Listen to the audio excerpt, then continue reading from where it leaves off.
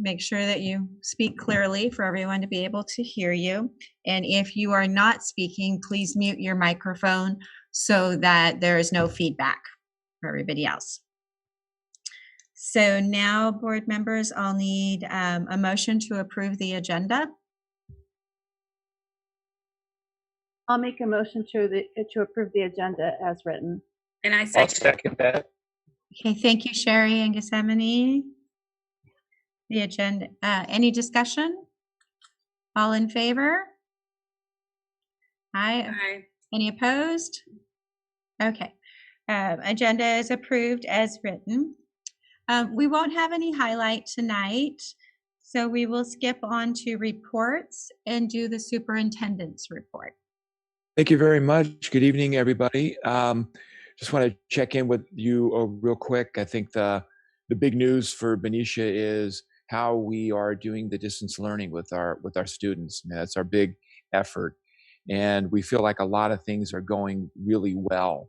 And I'm so proud of certainly the teaching staff and support staff, management team. They've just been doing really great work. So, it's new. None of us have done this before. Benicia got after it quicker than I think anybody did. And we're refining and reflecting and learning as we go. And our overall commitment, as always, is to just be really focused on our students and supporting them and keeping them as engaged as possible. And we're just keeping after that and listening and taking in feedback from folks and reflecting as needed. We'll have a longer, more detailed report on distance learning from Ms. Rice in a little bit. I want to do quick hats off to the food services department. They're just amazing. They continue to feed our kids, every day, about 450 meals. I was out the other day at 2 of the pickups at the high school at Robert Semple, and it was great. The parents were lovely, as always, gracious, thankful. I had an opportunity to, with my mask on, to check in with them and say, how are things going? How's the distance learning going? And, got some good positive comments from folks. So really proud of our food services group. They're just wonderful. They've gone above and beyond the call of duty. So has our tech department. I know I keep bragging on them. They've been a big focus for us as a district, but then you go to distance learning and you get this giant shift that moves into their world. So they were the reason, with Stephanie's guidance as well, of being able to ramp this thing up so quickly. So thanks to the tech department. Great job. I wanted to give a thanks to Valero. They were so lovely. They gave us, I think 80 $50 gas cards. It was a wonderfully generous gift. And what we did is we gave those to, the essential worker, food services and some maintenance and tech department, the folks, some people in business services, I believe, the folks that were coming in, and we wanted to be able to support them by giving them that gas card. So I thought that was a real wonderful gift from Valero.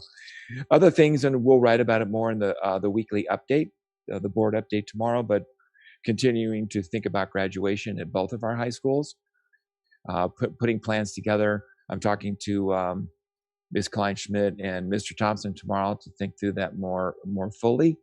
I think that Ms. Lewis at Liberty's got a plan that she's putting together. So when they become more solidified, we'll certainly share them with you, board, and then keep the public up to date on all of those. So we're thinking about that. And then last comment from me, with all of the unknowns, one of the big ones for us is to start thinking about what next year will look like. And we really don't know. But the team and I are beginning to put our eyes on that. There was a good document I received during the week from an organization I'm unfamiliar with, but I did happen to look like something they were trying to sell something, but I opened it up. It's a terrific presentation about the areas to consider when opening up for next year. So I'll share that with you as one of our guidance documents that we'll look at going into next year and getting ready for that. So we shall see, more to come. So overall, we feel good about where we are, and we just have to keep at it and keep reaching out to folks and keeping everybody supported and engaged in the effort. Our teachers have been incredible. So That's it for me for now.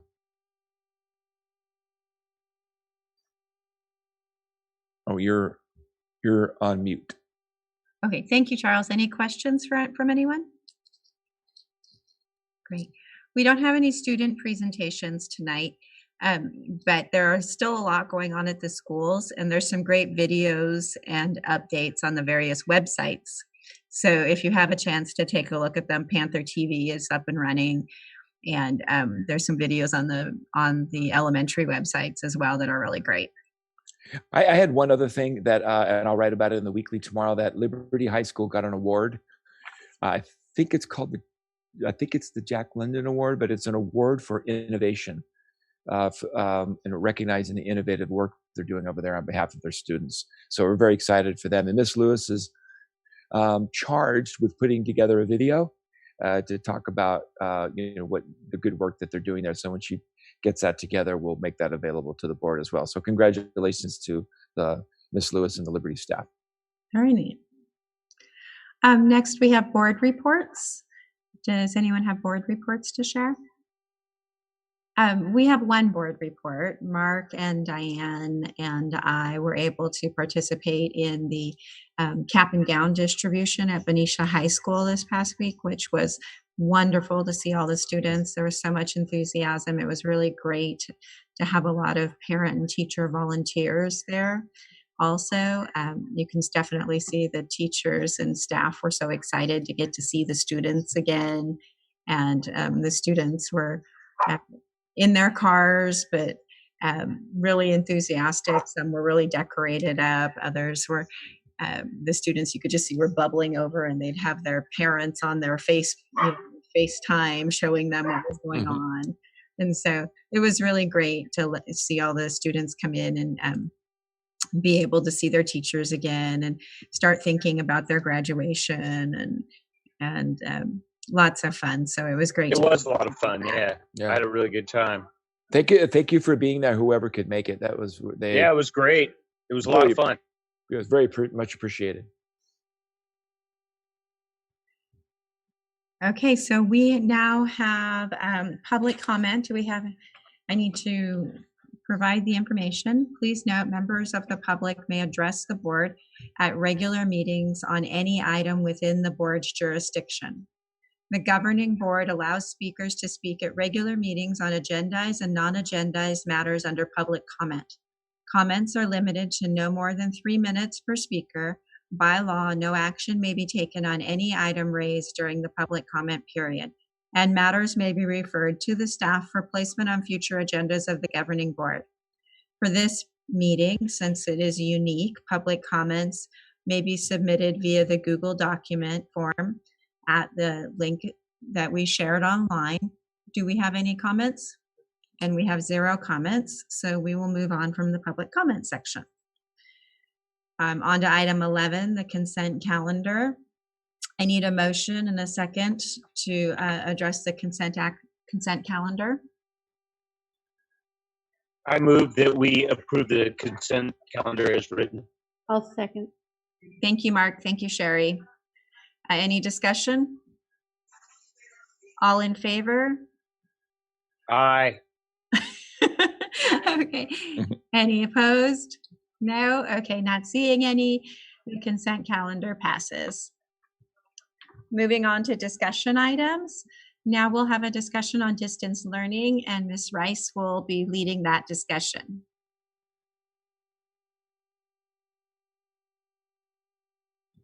I think you're muted. There you are. Did we have to do the PAL first? Or am I on the wrong spot? Sorry. The PAL was part of the consent calendar. Oh, sorry. My That's bad. okay. Good. Great.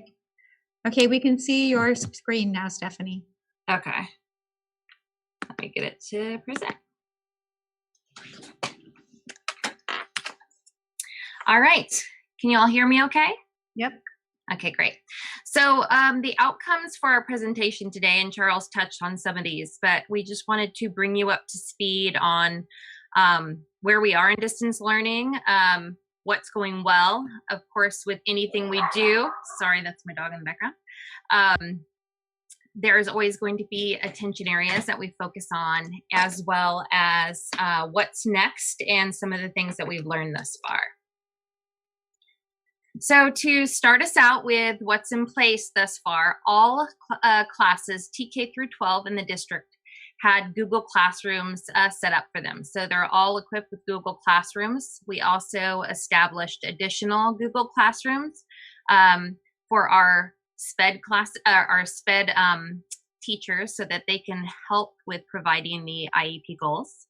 We, I would say, now have deployed over 300 devices, because this was last week, and I know principals have been out deploying and delivering more devices this week. We've had several resources available for families for additional things other than what is being provided by their teachers, as well as several how-tos in this new world of distance learning for our teachers. We're still continuing with virtual IEP meetings. We still can provide speech services through teletherapy, as well as continuing to run our admin and staff meetings.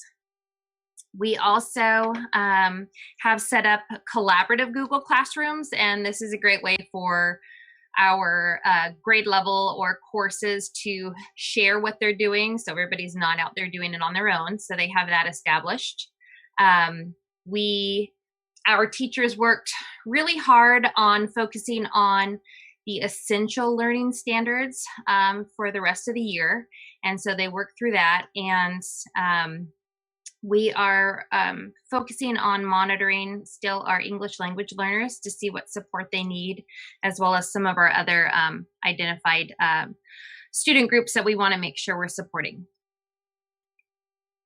And with that said, I think Dr. Young highlighted some things, but we definitely are proud that we were able to do this lift on, day 2 of school closure. And I think one of the biggest highlights is the really close-knit work of our teachers union and our district together through all of these quick decisions that had to be made. And as Dr. Young says, we're building a plane in flight. And we've been working really hard on supporting our families, like I said, with providing resources and devices.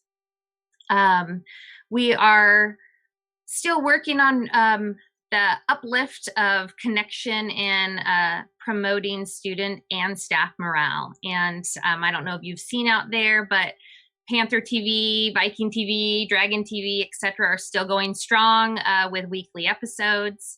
And just as Dr. Young said, but I just want to echo, our food services and our maintenance department are just amazing. And they are just quick to act and quick to support. So we're really proud of that.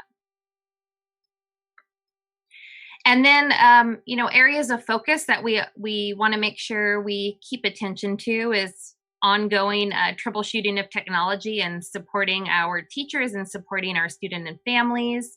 Our technology department is really quick to respond, and we appreciate that. We're really working hard on eliciting feedback so that we could always make better and stronger choices for our students.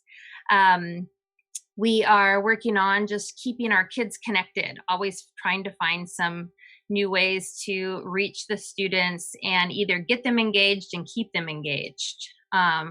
All the while, this is obviously a very different time. So really being mindful of every student, every teacher has a different situation going on, and just being mindful and reflective of that as we make our choices moving forward. And really paying attention on the health and mental wellness of supporting our students and our staff. And then as we're building that plane mid-flight, we're always looking for, what's going to be the next thing to keep this moving forward and the best situation for our students. So we're currently working with our elementary intervention teachers, and they are going to be providing our kindergarten through second grade with distance reading intervention to help those struggling readers continue to get that support. Our high school Sources of Strength group has been meeting and talking about how to help connect with students, and they have now come up with some Sources of Strength Zoom meetings that kids can attend. We have, we've provided several resources for our teachers to get this up and going, and now the next step is figuring out and eliciting from our teachers what they need for additional support and setting up some Zoom professional learning sessions, etc. Dr. Young talked about, celebrating our seniors and making sure that we can make this year still as special as we can for them. We are also looking into what summer school may look like, and now we're starting what possible scenarios for next year. Obviously, every day, every hour could possibly be different, so we're working through different scenarios to make sure that we're as prepared as possible.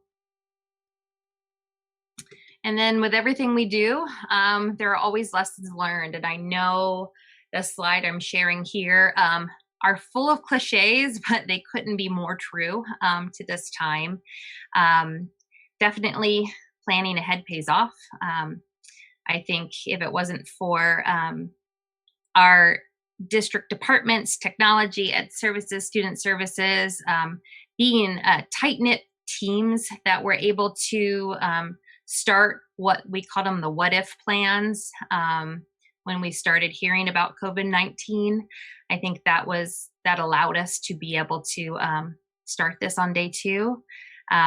Keeping that line of communication open. Again, that partnership with the teachers union and our district has been incredible. And I think we've actually forged stronger relationships. And I'm really proud of that. Also, again, just providing information in many different formats, many different ways. Remembering always that this is not a typical learning environment, and there are many stressors for our families. So really being empathetic and flexible with what we are requiring. And then again, just really being patient through this and having a listening ear and trying to make as big of a connection as possible as we can through this device scenario. So that's where we are with our BUSD distance learning, and I can't say enough how proud I am of our teachers for this big lift and the resilience of our students.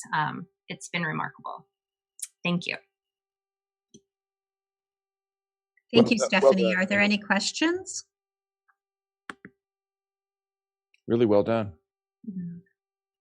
I just had one question. What are the discussions around summer school? Has there been any movement or thoughts about that yet? Well, we will have the extended school year as always, and we will have summer school. Just what it will look like, obviously, is unknown. So, we are looking into getting more seats in our Odyssey Wear, which is our credit recovery program. But as far as whether or not we will have in-person summer school, which is obviously ideal, we have to plan for all scenarios. So that's where we are now. Great. Thank you. You're welcome. Yeah, the Odyssey Wear is a good option. Thanks, Stephanie. You're welcome. Thank you. Thank you. Okay, so next we'll have Mr. Ray Hill, who will be giving us a budget update. Tim? Thank you. Good evening. Yeah, I'll give you a budget update here in April in regards to any known information that we have at this time in regards to the COVID-19 coronavirus pandemic and how that may impact school districts here in California. So as you know, the governor provided a January budget proposal, which included a cost of living allowance increase for the next fiscal year at 2.29% increase. And so information that we have now is indicating that that cost of living allowance may not stick, and as the governor does every May, so just in about a month, he comes out with a May revised budget where he revises his January proposal. And some of the information that we're hearing is it's possible that 2.29% cost of living allowance could go lower, could go to zero. And so at this point, we're kind of moving forward as if it would be zero. In regards to our local budget, we use the governor's May revise information to bring forward a draft budget to the school board at the end of May. And then at your school board meeting in June, you'll take action to approve a school district, our Benicia Unified School District budget at the June meeting, which would be for our following 2020-21 school year. So that's kind of one of the big ticket items that we're looking at in regards to what the governor will say with his May revised budget. Locally here, our Benicia School District is part of the Solano County Special Ed Group, SELPA, and so there's some changes in funding that happened recently that will impact our funding for the next school year as well. And about $350,000 less funding will be coming to our district through that agency. So district is working closely with that group to see how this can be managed in the next year and in the coming years. So that's a new piece of information as well locally, in addition to the governor's May revise. As far as special funding resources related to the financial impacts that the COVID-19 coronavirus has had on school districts like the Benicia School District, the state of California was the first agency to provide us with about $77,000, which could be used for distance learning and some other things. But for the most part, at this point, the district will most likely be using that $77,000. It's one-time funds to help us implement the distance learning and in basically the technology field, providing Chromebooks and other technology to make the distance learning happen. Beyond that, we haven't heard anything else specifically from the state of California, but the federal government has two programs. There's one called the Federal CARES Act, C-A-R-E-S, Federal CARES Act. And in regards to school districts like Benicia, that fund will come to us through the state of California, and it will be based on our federal Title I program, which is funding that helps us serve students from lower socioeconomic families. And so that is unknown at this time, and we are thinking by mid-May we'll have an idea of what kind of funds will come from the Federal CARES Act. Again, it would be a one-time funding source, but it would be able to use towards any program in our school district. And then the last big the second federal funding source is through the FEMA program, which is Federal Emergency, I think, Management Assistance, but it has to do with, it's a federal agency that helps local agencies when there's an emergency like COVID-19 coronavirus. It's actually a quite detailed, intense application, but we're not sure exactly what might be reimbursed through the federal FEMA grant. We're hoping to help offset some of the costs that we're incurring related to the school district providing free student meals to all of our students here in the Benicia School District. It could also be used for cleaning and disinfection over time. But this federal FEMA grant would not cover distance learning things like the Chromebooks. And so as we look and hopefully receive these funds, it's important to use the right source to pay for the right type of item, because certain sources like federal FEMA won't cover Chromebooks like the other state pot of money will. So, normally we focus on the general fund or general operations.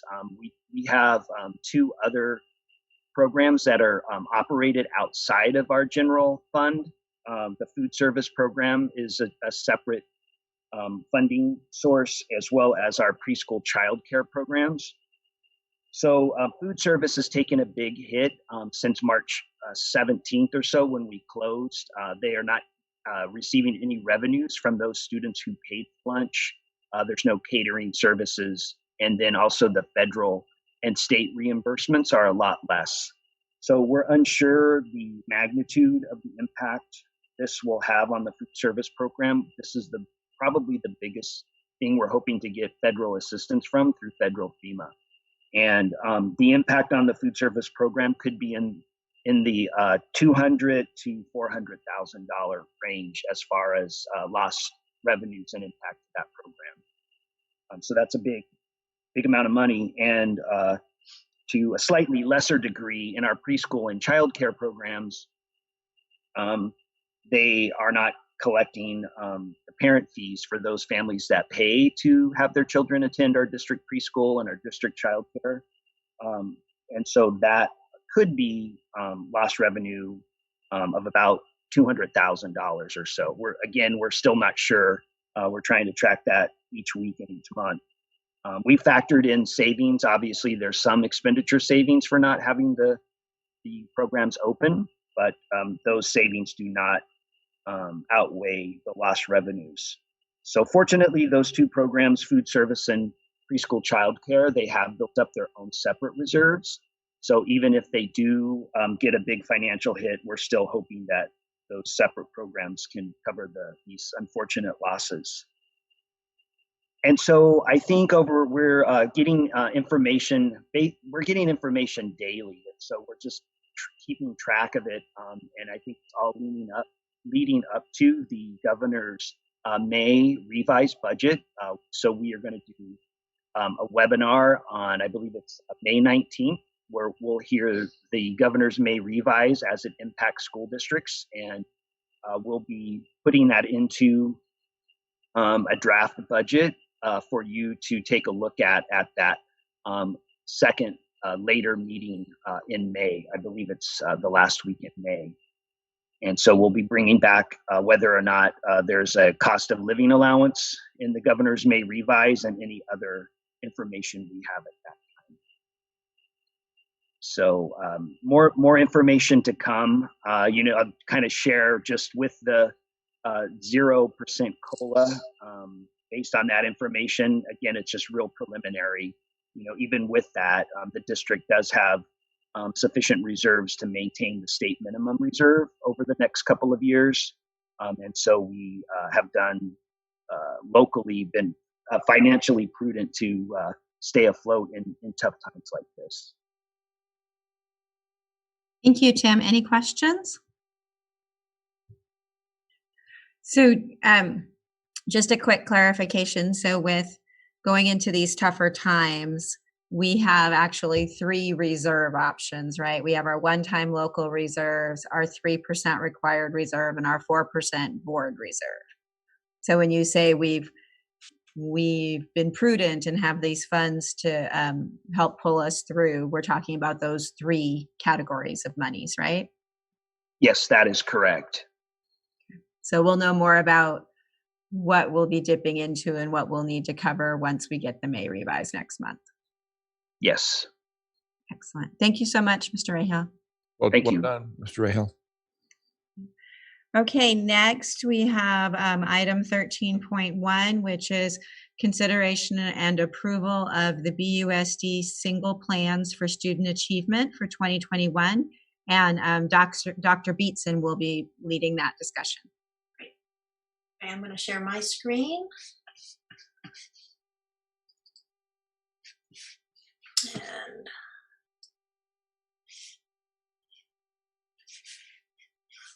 okay, can everybody see that? Excellent. So typically we have all the site leaders here to present their single plans for student achievement to you, but tonight, because of a distance board meeting, I'm going to do that presentation. If you remember, we adjusted our timeline for when we have our school plans due. We used to present them back in October for the current year that we're in, and this year we made an adjustment to have them more in alignment with the LCAP process and timeline, because truly single plans should really support the work of the school site and the LCAP as well. And so that's why we're presenting them here to you this evening. So school plans, every year we bring them to you. Sites identify areas of focus and actions and services to support student achievement. And so tonight I'm going to bring to you the goals that each school has presented in their single plans that will be single plans for next school year, and then just a couple of high leverage strategies that they've identified. There are more in the full plans, which are all attached to your board packet.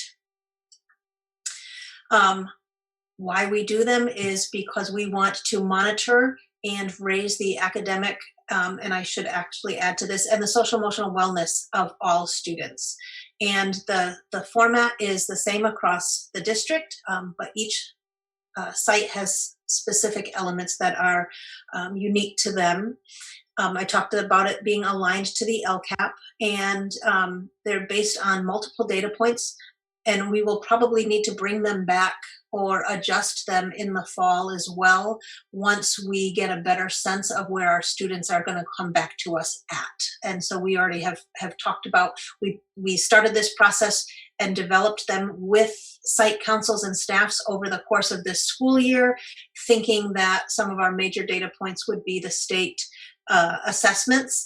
We won't be giving those this year, so we do know that we will have to add in some local measures to really help us monitor and adjust as needed once we're able to do that. So every one of the next few slides look the same, except they're unique to each school site. So we'll start with Robert Semple. Every one of our schools, of our elementary and our middle schools, have 3 goals. One of them has to do with literacy or English, one has to do with mathematics, and one has to do with sense of belonging. And those are very much in direct alignment with the LCAP goals that we'll be bringing forth for your approval at a future date. On the right side of Robert Semple, a couple of their high leverage strategies are that they want to really continue to use, basically it's multi-tiered systems of support and teams to progress monitor kids in a very systematic way in the area of literacy, and provide interventions that look in a variety of ways to meet the needs of all students.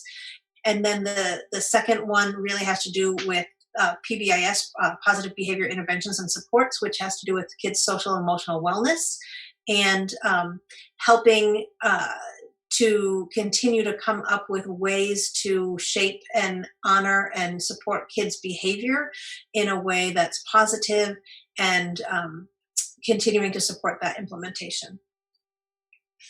Mary Farmar also has 3 goals in those same areas: English, and increasing English and math, and then using their goal is to really improve their REACH survey scores in all areas. And if you remember, REACH is a survey that we give. The formal REACH goes to 6th through 12th grade. The modified REACH, if you will, is one that we created for our elementary sites, and the 4th and 5th grade students take it. And REACH stands for relationships, effort, achievement, relationships, effort, aspiration, cognition, and heart. And so they cross over both the academic and the social emotional wellness areas. And so that's one of the pieces of their social emotional goal. And then the other is every year schools do something called a tiered fidelity index, for their PBIS, where a team goes out and does a whole checklist and auditing, basically, of how well are schools implementing their PBIS framework. And they get a fidelity score, like how close to that process are we sticking? And so they want to increase that.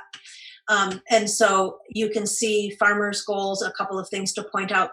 They're really going to be looking at how do we strengthen our differentiated instructional practice, using and focusing on particular groups of students.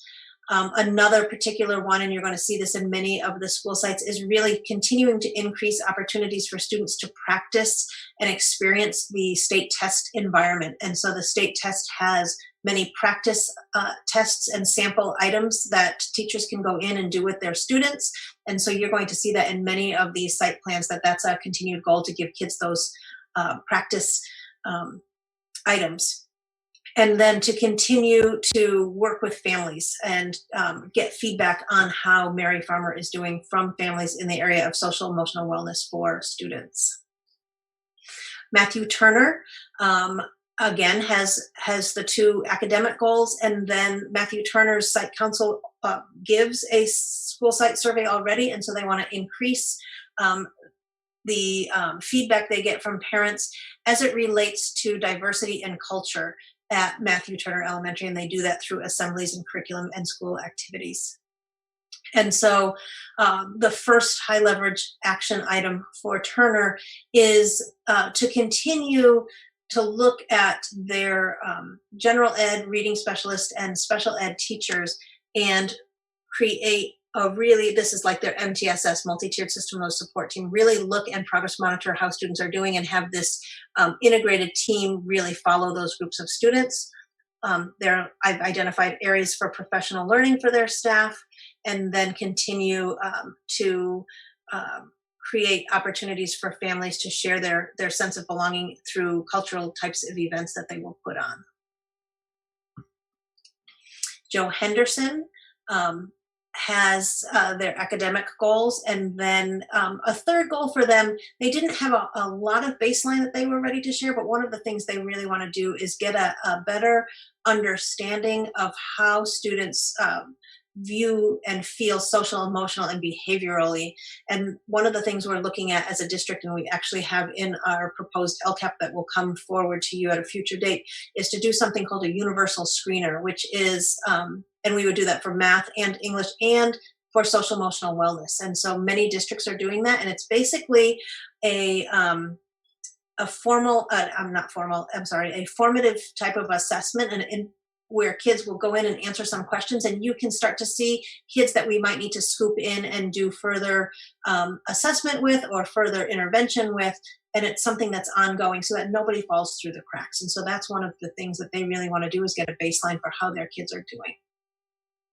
Their goals and strategies have to do with, again, you're going to see this, it's great because the 4 elementary principals work very closely together, so you're going to see very similar types of things and continuity between all of them, but continuing to implement their multi-tiered system of support to meet the needs of students. So through integrated teams, they're looking at what does academic support need to look like. And I think that's going to be an ongoing conversation that we have not only through the end of this year, but as we head into next year, because we think we may have different needs than we have anticipated because of distance learning. And then identified areas for professional learning for their staff, and then continuing with their PBIS supports. And then also, I think we shared this a long time ago. It might have even been, no, it must have been earlier this year, that we applied for grants through the County Office of Education to implement wellness centers in our schools and several of our schools. So several of our schools will be opening those either as a full room this year or as an area in another room where kids can go. They might have small groups. They may need to go and decompress and just take some chill out time to be ready to enter back into the classroom. Middle school also has their academic goals. They are doing a site council survey as well, and really looking at that idea of sense of belonging. That was a big area for them. And then another big area that they've identified is reducing suspension rates for students with disabilities, because that was an area on the dashboard that was a highlight for them. So they've identified very similar professional learning opportunities as our elementary schools, and looking at their intervention model as well, and how do we better serve students at the middle school. So currently at the middle school, if you are in need of literacy or math intervention, kids don't get to take an elective. And so that always is a little bit of a conundrum for us, because we want our kids to have, we want them to have it all. And so really looking at what could that look like to support our students and have them have the opportunity to take electives as well. And then this last one, teams of teachers started this year, and they want to continue investigating what does a bell schedule look like that would really create a space for kids to feel connected and to school. And so whether that is building in time in smaller groups for students to meet with adults, such as a homeroom, adjusting how kids move from class to class. So really kind of looking at what are best practices in middle school models for that, and then looking at restorative practices instead of out of school suspensions. Our 2 high schools did not write a formal single plan, but instead have given us an update on their WASC report. So as you remember, they both went through the WASC process recently, and they have, out of those, they had to develop goals, and then they have critical areas of need. You can see Liberty High Schools is on the left. Those were developed by the visiting WASC team. And so the high leverage strategies that they are working on to meet those critical areas are on the right here. One in particular that I will point out for Liberty High School is really looking at how do they build in more time for students to investigate their LTI, which is their learning through interests and internship program. So kids go out a couple of days a week and do internships, but they also want to find more time in their day, whether it's increasing minutes or restructuring some time where they can then take that learning and have more time to create projects around that are standards-based around the learning they're doing out in the field. And so that's an ongoing conversation that they're having. They too will be working on launching a wellness center, hopefully when we get back to school this fall. And then Benicia High School also has their goals from their WASC report. Those are over on the left. They have to do with communication, increasing college and career readiness as per the dashboard, multi-tiered systems of support. So this is their intervention. How do they monitor and support students in both academic and social and emotional needs? And then really looking at developing a professional development multi-year plan in conjunction with the school district. And as an aside, I can say we have started that process, and it's very robust. We do know that we will need to adjust it based on the fact that we're now not in school. And so coming back probably will look really different than what we had anticipated when we started that plan. And then finally, their high leverage strategies is really not dusting off, I shouldn't say that, but really breathing more life into the ESLers at the high school, which are the expected student learning results, and having those connected to the teaching points and the learning that's happening in the classroom. Working with counselors to work with students even more closely around college and career readiness, and using data and communication with parents, and then also preparing for the opening of a wellness center to support that social and emotional goal. So those are the highlights from the single plans. As I said, you have them in full attached to your board packet. Thank you, Dr. Beatson. Any questions? Well, I just have to say, in the 4 or 5 years that I've been looking at single plans for the schools, they have become so much more robust, using strong data points. I'm really impressed with the multiple data points that every campus is using to focus in on what they're going to work on, and being clear about the goals that they're setting, a 5% increase, or they've just become such more usable, functional plans over these last 4 to 5 years. And So thank you to our administrators on campus and at the district office for providing the structure and really bringing to light where we can work to improve things for our students. Great job on those.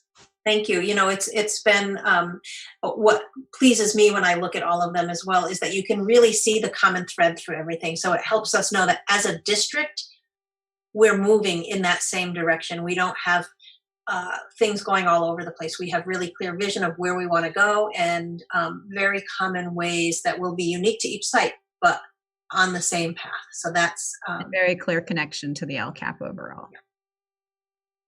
thank you. Ms. Holguin, just Dr. Holguin, one quick comment. This is we'll have more information on this going forward, but when Dr. Beatson talks about the school plans and how they're all linked and supported to the LCAP, I think we're getting information that, and we'll have more for this for you guys going forward, but that's usually, I think they push that due date on that into next year. They did. That just came through in an executive order. So out to December 15th or December something like that. So Dr. Beatson and her team and the El Capitans, as we call them, will continue to work on that plan and solicit stakeholder feedback, but we've got more time to put that together and put it in front of you for your discussion and approval. And I think that's good counsel in light of the there's so many uncertain things around budget and start of school, et cetera. Right. Okay. Well, thank you for all the work and thank you to our administrators. Board members, I need a motion to approve the plans as submitted. I move that we make a motion to approve the plan as submitted by Dr. Beatson. I will second that. Thank you, Mark. Thank you. Emily. Any other discussion or questions? Okay, all in favor? Aye. Aye. Any opposed? Okay, motion passes and plans are approved. Thank you again. All right. Okay. Is my screen still shared? Nope, Yeah, you're no. cleared now. Job, Dr. Beatson. Thank you. Thank you. Now we are on to section 13.2, which is the consideration for the request for funding from FEMA, which Mr. Rahill described for us earlier and has put together an application. So we need to hear from quickly Mr. Rahill if there's anything else you want to add about the application for the COVID-19 coronavirus FEMA application. Yeah, this is the first step that we filed this school district resolution. We actually file it with the California Office of Emergency Services. So when the federal FEMA group provides funding to different agencies, they go through normally the state, and then the state passes that on to the local agency.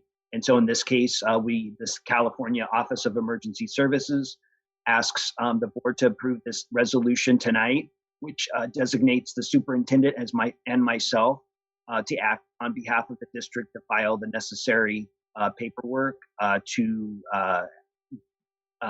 make application at a future date in regards to getting reimbursement for COVID-19 impacts on our school district. Thank you, Mr. Rahill. Any questions? Just one last quick comment is that we do have the resolution set up for the board president's signature, and in her absence, if we're able to modify that for the board clerk to sign tonight, that would be appropriate. That would just be changing the title at the bottom. Excellent. We'll take care of that. Board members, I need a motion for approval, and then we will have a roll call vote. Board members, I need a motion. I'll make a motion. I'll make a motion that to approve the request for funding from the federal FEMA, the Federal Emergency Management Association or agency related to the COVID-19 coronavirus and board approval. I'm just reading what this is. Okay, thank you. Okay, got it. Second? I second it. Okay, thank you, Sherry. Sorry. Ms. Martinez, do we have a roll call vote? Yes. Yes. Yes. Yes. Great. The resolution passes. That's it for our agenda tonight. Before we close, I wanted to thank Michael Sharif for being our tech guru and getting this all online. Great job. We made it through the whole meeting with no tech issues. Yahoo! And just say thank you and be safe, everyone. And if there are no other comments, then we will call it a night. Thank you, everybody. Bye, guys. Thank you. Good Okay, night, good night, everyone. team. Thank you. Bye. Meeting closed at 7:55. Thanks, everybody. All right. Bye. Bye.